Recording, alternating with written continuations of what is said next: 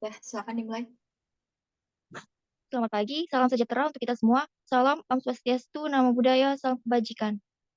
Yang terhormat Ibu Dr. Dwi Asmidiani, MSI, dan Ibu Dewi Pratita, SPD MPD, selaku dosen pengampu mata kuliah belajar pelajaran, dan teman-teman yang saya banggakan. Pertama-tama, marilah kita panjatkan puji syukur kehadiran Allah Subhanahu wa Ta'ala karena telah memberikan rahmat, kesehatan, dan keselamatan, sehingga kita dapat berkumpul di ruang Zoom meeting siang ini. Tak lupa sholawat serta salam kepada junjungan kita yang mulia Nabi Muhammad Sallallahu Alaihi Wasallam. Perkenalkan, nama saya Isma Nur Ainda Viana selaku moderator yang membimbing jalannya diskusi pada pagi hari ini. Adapun materi diskusi yang akan kami bahas ialah mengenai penerapan model teori belajar humanisme dalam pembelajaran. Sebelumnya, saya akan memperkenalkan anggota kelompok saya. Ada Muhammad Dandi sebagai penjelasan dari video yang akan ditampilkan. Ada Supriyadi sebagai materi pertama, Izati Amalia sebagai pemateri kedua, Silvi sebagai pemateri ketiga, Amrina sebagai dan Titania sebagai materi kelima. Baiklah, sebelum ke penyampaian materi, kita akan mendengarkan penjelasan dari Dandi terlebih dahulu mengenai video yang akan ditampilkan. Sebelumnya, untuk videonya itu bisa dilihat melalui dari e-learning. Kepada Dandi, saya persilakan. Baiklah, terima kasih kepada moderator. Di sini saya akan sedikit menjelaskan mengenai video yang telah kami tautkan di e-learning. Seperti yang kita ketahui, bahwasannya teori belajar humanisme adalah sebuah teori yang memanusiakan manusia, di mana seorang individu, dalam hal ini peserta didik, dapat menggali kemampuannya sendiri untuk diterapkan dalam lingkungannya. Di video tersebut menjelaskan di mana ada dua orang murid, yaitu Rahajeng dan Widya. Di video tersebut dijelaskan bahwasannya Rahajeng ini tidak konsentrasi ketika mengikuti pelajaran. Dalam hal ini, dengan kaitannya terhadap belajar humanisme, maka guru sebagai fasilitator harus berperan aktif untuk membantu menciptakan iklim kelas yang kondusif agar peserta didik bersikap positif terhadap pembelajaran. Pada video tersebut, guru sudah memberi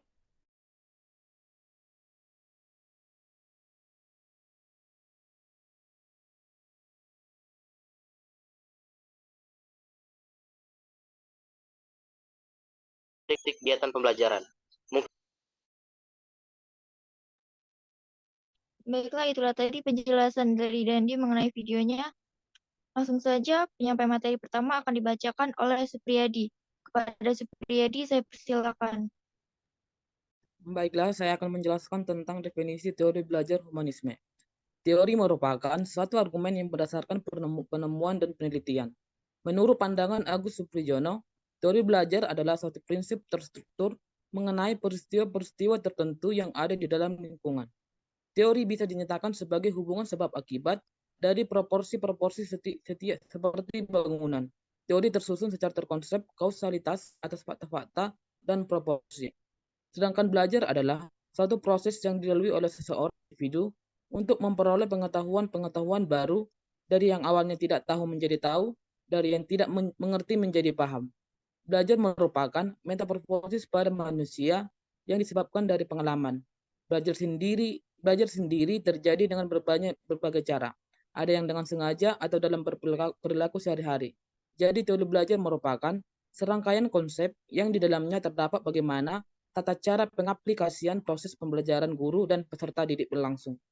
Teori humanistik merupakan ilmu psikologi yang hampir sama dengan teori kepribadian. Teori ini muncul sekitar tahun 1950-an sebagai hasil dari behaviorisme dan psikoanalisis. Dengan berkembangnya iptek yang sangat maju saat ini, maka teori humanistik penting untuk dikaji dan diterapkan di dunia pendidikan baik formal maupun non-formal.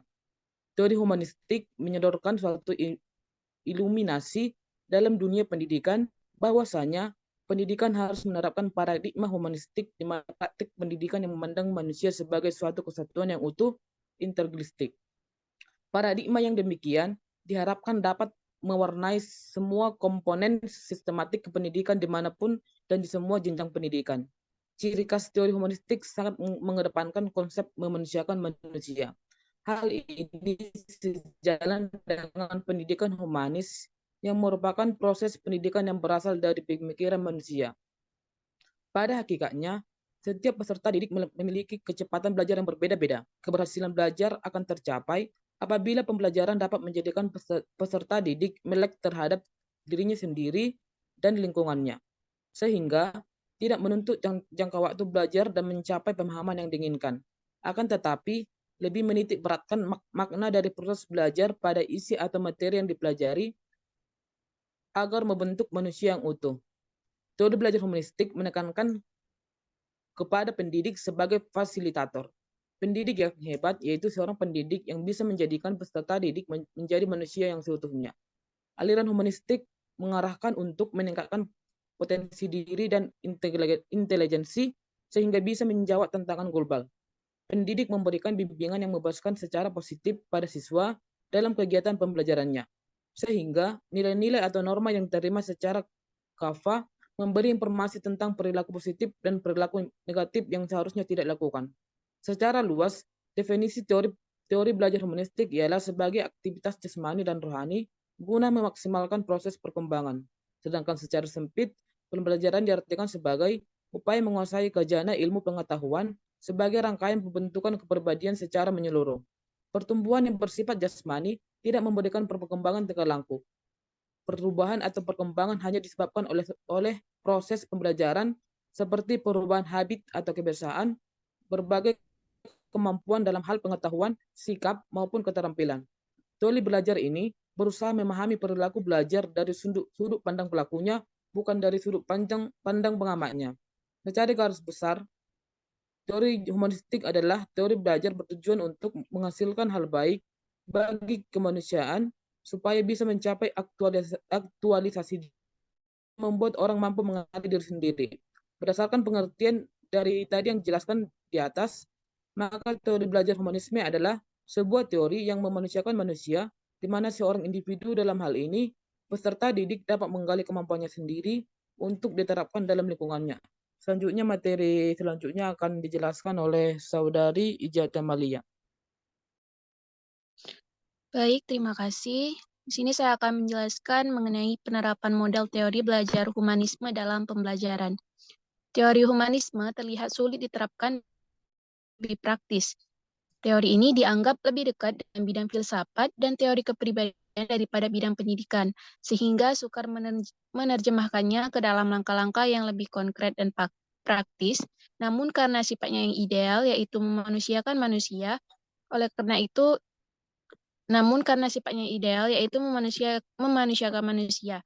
Oleh karena itu, teori humanisme mampu memberikan arah terhadap semua komponen pembelajaran untuk mendukung tercapainya tujuan tersebut. Dalam teori ini, peserta didik berperan sebagai pelaku utama atau student center yang memaknai proses pengalaman belajarnya sendiri. Ketika peserta didik memahami potensi diri, diharapkan peserta didik potensi dirinya secara positif.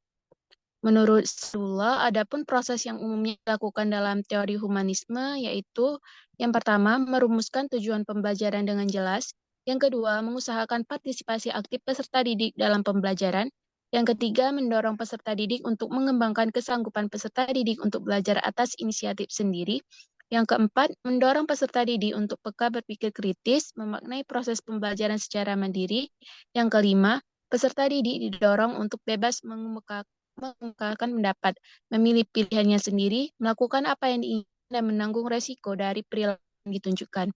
Kemudian yang keenam, guru menerima peserta didik apa adanya, berusaha memahami jalan pikiran peserta didik, tidak menilai secara normatif, tetapi mendorong peserta didik untuk bertanggung jawab atas segala resiko perbuatan atau proses belajarnya.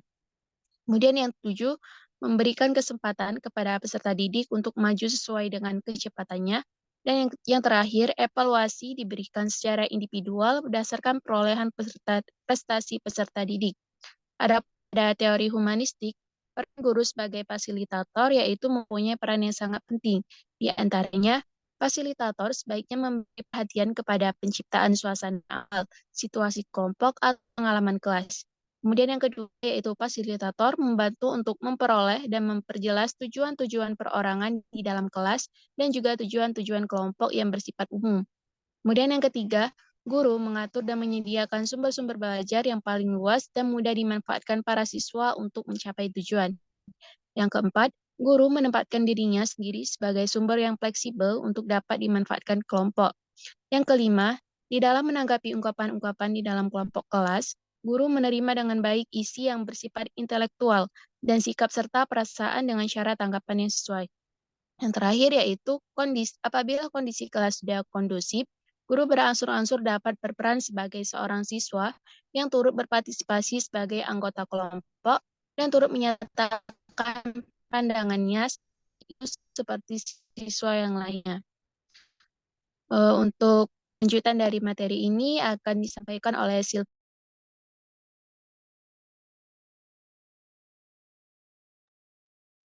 Baiklah, di sini saya akan melanjutkan materi. Open Education. Open Education atau proses pendidikan terbuka adalah proses pendidikan yang memberikan kesempatan kepada peserta didik untuk bergerak secara bebas di sekitar kelas dan memilih aktivitas belajar mereka sendiri. Open Education itu memiliki 8 kriteria, yaitu yang pertama, kemudahan belajar tersedia, artinya berbagai macam bahan yang diperlukan untuk belajar tersedia. Para peserta didik bergerak bebas di sekitar ruangan, dilarang berbicara, tidak ada pengelompokan atas dasar tingkat kecerdasan. Yang kedua, penuh kasih sayang, hormat, terbuka dan hangat, artinya menggunakan bahan buatan peserta didik, guru menangani masalah-masalah tingkah laku dengan jalan berkomunikasi secara pribadi dengan peserta didik yang bersangkutan, tanpa melibatkan kelompok. Yang ketiga, mendiagnosa peristiwa-peristiwa belajar, artinya peserta didik memeriksa pekerjaan mereka sendiri, guru mengamati dan mengajukan pertanyaan-pertanyaan. Yang keempat, penilaian. Guru membuat catatan, penilaian secara individual, hanya sedikit sekali diadakan tes formal. Yang kelima, mencari kesempatan untuk pertumbuhan profesional, artinya guru menggunakan bantuan orang lain, guru bekerja dengan teman sekerjanya. Yang keenam, persepsi guru sendiri, artinya guru mengamati semua peserta didik untuk memantau kegiatan mereka. Yang ketujuh, asumsi tentang para peserta didik dan proses belajar, artinya suasana kelas hangat dan ramah, para peserta didik asik melakukan sesuatu. Meskipun pendidikan terbuka memberikan kesempatan kepada peserta didik untuk bergerak secara bebas di sekitar ruangan dan aktivitas belajar mereka sendiri, namun bimbingan guru tetap diperlukan. Cooperative learning. Cooperative learning atau belajar kooperatif merupakan pembelajaran berkelompok dengan bereksplorasi dengan siswa yang lain dan memberikan fondasi yang baik untuk meningkatkan dorongan berprestasi peserta didik. Menurut Slavin, cooperative learning mempunyai 3 karakteristik. Yang pertama, peserta didik bekerja dalam tim-tim belajar yang kecil, 4-6 orang anggota. Komposisi ini tetap selama berminggu-minggu. Yang kedua, peserta didik didorong untuk saling membantu dalam mempelajari bahan yang bersifat akademik atau dalam melakukan tugas kelompok. Yang ketiga, peserta didik diberi imbalan atau hadiah atas dasar prestasi kelompok. Independent learning. Independent learning atau pembelajaran mandiri adalah proses belajar yang memberikan peserta didik menjadi subjek yang dapat merancang, mengatur, mengontrol kegiatan mereka sendiri secara bertanggung jawab. Proses ini bergantung pada subjek maupun metode instruksional, melainkan kepada siapa yang belajar, yaitu peserta didik mencakup siapa yang memutuskan tentang apa yang akan dipelajari, siapa yang harus mempelajari suatu hal. Untuk materi selanjutnya akan dijelaskan oleh Amrida Rosyanda. Kepada Amrina. Baik, terima kasih atas kesempatannya. Di sini saya akan menjelaskan materi tentang kelebihan teori humanisme. Menurut Santrok tahun 2002, kelebihan teori humanisme adalah pembelajaran siswa harus berusaha agar lambat laun mampu mencapai aktualisasi diri sebaik-baiknya. Sedangkan kelemahannya itu peserta didik kurang mengenal diri dan potensi-potensi yang ada pada diri mereka. Kelebihan dari teori humanisme ini adalah, yang pertama, teori ini cocok untuk diterapkan dalam materi pembelajaran yang bersifat pembentukan kepribadian, hati nurani, perubahan sikap, dan analisis terhadap fenomena sosial. Yang kedua, indikator dan keberhasilan aplikasi ini adalah siswa merasa senang bergairah, berinisiatif dalam belajar, dan terjadi perubahan pola pikir, perilaku, dan sikap atas kemauan sendiri.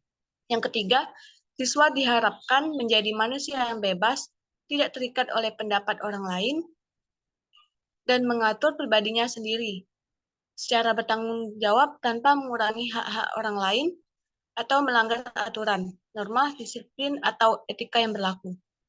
Kalau kelebihan pendekatan humanisme menurut Dasmita tahun 2010, yang pertama itu, siswa akan maju menurut iramanya sendiri dengan suatu perangkat materi yang sudah ditentukan lebih dulu untuk mencapai suatu perangkat tujuan yang telah ditentukan karena para siswa bebas menentukan cara mereka sendiri dalam mencapai tujuan mereka sendiri. Yang kedua, guru mempunyai perhatian yang murni dalam pengembangan anak-anak atau perbedaan dari per individu. Yang ketiga, ada perhatian yang kuat terhadap pertumbuhan pribadi dan perkembangan siswa secara individual, dan hubungan-hubungan manusia adalah suatu usaha untuk mengimbangi keadaan-keadaan baru yang selalu yang dijumpai oleh siswa, baik di dalam masyarakat. Yang keempat, memperoleh pengetahuan secara meluas tentang sejarah, sastra, pengolahan strategi untuk berpikir produktif, karena pendekatan humanisme merupakan suatu pengembangan nilai-nilai dan sikap pribadi yang dapat memilih suatu pelajaran agar mereka dapat mencurahkan waktu mereka lagi. Bermacam-macam tujuan belajar atau sejumlah pelajaran yang akan dipelajari atau jenis-jenis pemecahan masalah dan aktivitas-aktivitas yang kreatif yang akan mereka lakukan. Materi selanjutnya, kelemahan teori humanisme akan dijelaskan oleh Tania Aswari. Baik, terima kasih kesempatannya. Di sini saya akan melanjutkan materi tentang kelemahan penerapan model teori belajar humanisme. Menurut Asri Budiningsi 2005, kelemahan teori humanistik adalah: 1. Terlalu memberi kebebasan pada siswa. Yang kedua, ada teori humanisme terlalu optimistik secara naif dan gagal untuk memberikan pendekatan pada sisi buruk dari sifat alamiah manusia. Berikutnya, teori humanisme seperti halnya teori psikodinamik tidak bisa diuji dengan mudah. Selanjutnya adalah banyak konsep dalam psikologi humanisme, seperti misalnya orang yang telah berhasil mengaktualisasikan dirinya, ini masih buram dan subjektif. Kemudian ada psikologi humanisme mengalami pembiasan terhadap nilai individualistis. Terus ada teori humanisme ini dikritik karena sukar digunakan dalam konteks yang lebih praktis. Teori ini dianggap lebih dekat dengan dunia filsafat daripada dunia pendidikan. Berikutnya ada aplikasi teori humanisme dalam pembelajaran. Guru lebih mengarahkan siswa untuk berpikir induktif, mementingkan pengalaman serta membutuhkan keterlibatan siswa secara aktif dalam proses belajar. Yang terakhir ada teori humanisme masih sukar diterjemahkan ke dalam langkah-langkah yang praktik dan operasional. Berdasarkan uraian di atas, maka dapat disimpulkan bahwa setiap pendekatan pembelajaran mempunyai kelemahan dan kelebihan, begitu juga dengan pendekatan humanisme. Oleh karena itu, guru harus mampu menerapkan pendekatan yang sesuai dengan tema pembelajaran. Terima kasih kesempatannya, saya kembalikan ke moderator.